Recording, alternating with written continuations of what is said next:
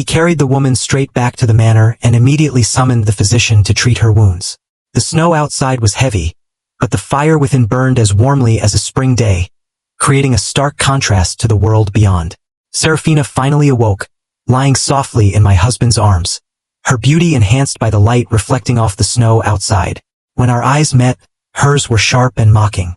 "The general may be able to leave without a care, but what shall do?" she asked, struggling to lift her head. Then, her eyes filled with tears as she quickly removed her clothing, exposing her pale shoulder where a tattoo was clearly visible. It was the name, Adrian.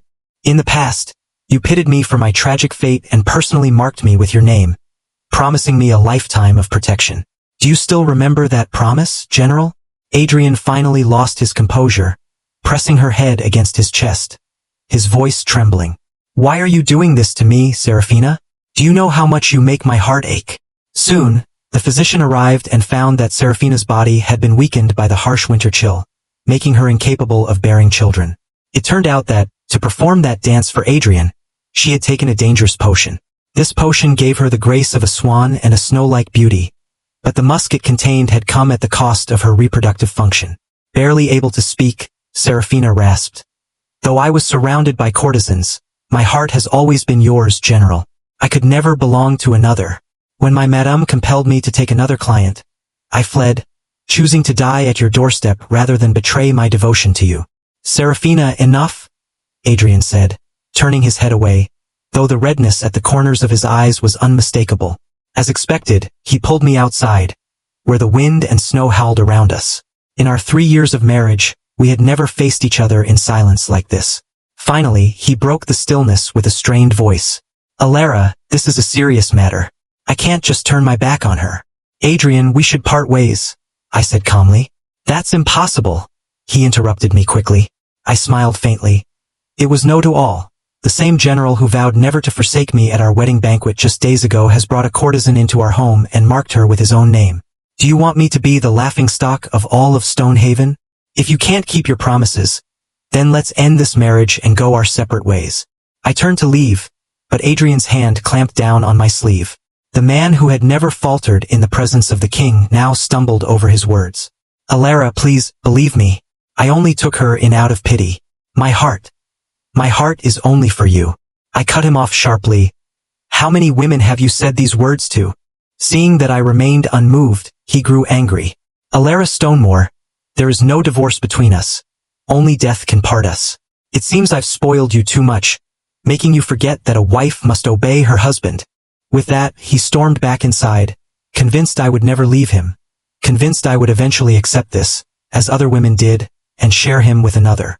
Suddenly, I felt a deep sadness. How much better it would be if I had never loved Adrian, never cherished those moments of romance. The bitterness of his betrayal melted away like a snowflake on my fingertip. I calmly made a decision and instructed my maid, Liana, to procure 2 items for me. One, a potion to terminate the pregnancy, and the other, a concoction to ensure Adrian would never father a child again. Adrian placed Seraphina in the West Wing, granting her no title but assigning 2 maids to attend to her, making her an exceptional presence in the manor. Meanwhile, I remained secluded, quietly executing my plan as the signs of my pregnancy became more apparent. One day, as I was admiring the flowers in the garden, someone I thought I'd never interact with again approached me. She looked well cared for, her complexion radiant as she smiled and said, "Sister, how have you enjoyed these past 3 years, keeping my husband to yourself?" I didn't want to engage with her, but Seraphina sighed and stepped back a few paces, her delicate steps as light as a whisper. "But now I've returned, so isn't it time for you to step aside?" Before I could respond, she turned on her heel, a satisfied smile playing on her lips. Moments later, the sharp sound of shattering ice echoed through the garden as the pond's surface gave way beneath her.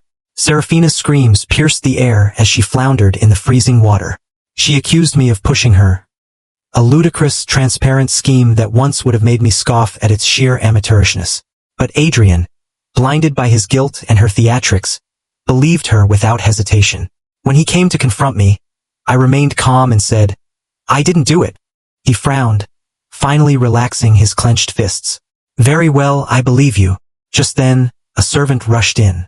"General, Lady Seraphina has taken a sudden fever and is now unconscious." Once again, he left me to rush to her side and never returned.